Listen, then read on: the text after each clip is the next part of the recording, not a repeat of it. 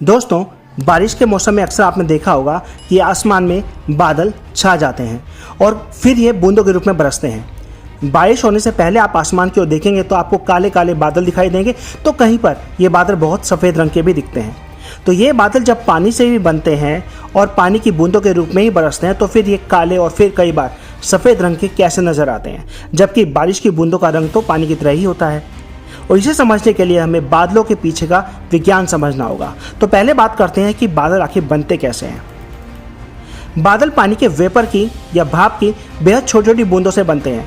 जब धरती पर सूरज की गर्मी के कारण नदियों, समंदर या दूसरे वाटर रिसोर्सेज के पानी से गर्म वाटर वेपर निकलती है, तो गर्म होने की वजह से हल्की होकर ये वाटर वेपर ऊपर आकाश की तरफ उड़ने लगती है। ऊपर टेम्परेचर यानी कि तापमान काफ़ी कम हो जाने के कारण ये वाटर वेपर कंडेंस होकर बर्फ के एक बड़े बड़े गोले में यानी कि शेल में तब्दील होने लगती है और इस तरह बादल तैयार होता है। इन्हीं बादलों को हम धरती से देख पाते हैं। तो अब बात करते हैं कि बादल कभी सफ़ेद तो कभी काले कैसे दिखते हैं, क्यों नज़र आते हैं सफ़ेद, पहले इस बारे में बात करते हैं। बादलों का सफ़ेद रंग का दिखाई देना कोई जादू या हमारी आंखों का धोखा नहीं है, बल्कि इसके पीछे रंगों से जुड़ी थ्योरी काम करती है। बादलों के सफ़ेद दिखाई देने की एक खास वजह है।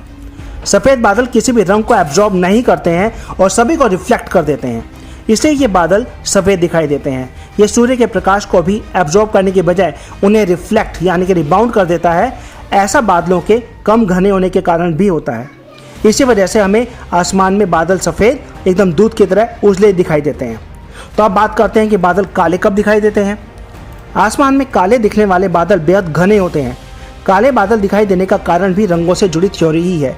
बस फ़र्क सिर्फ इतना है कि बारिश होने से पहले बादलों में चूंकि पानी की बूंदें ज़्यादा संख्या में होती हैं, इसलिए ये बादल घने हो जाते हैं और ये सूर्य के प्रकाश को रिफ्लेक्ट करने के बजाय एब्जॉर्ब करने लगते हैं।